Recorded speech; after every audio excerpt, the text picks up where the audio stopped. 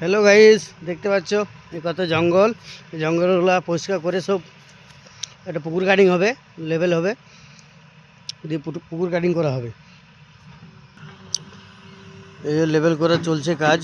এই পাইপগুলো সব হাঁটিয়েছে, জেসিবি চলছে, লেভেলের কাজ হচ্ছে। দেখুন প্রায় লেভেল করা কমপ্লিট। লেভেল করে বেরিয়ে আসছে জেসিবি। এটা তোমার 15 মিটার লম্বা, 15 মিটার চওড়া, 2 মিটার ডিপ, আর 2 সাইড 3 মিটার স্লোপ কাটিং হবে। এটা চারিদিকে পাড় বানানো হবে, আর বাকি মাটি প্রাচীরের ওইদিকে টপকাবে।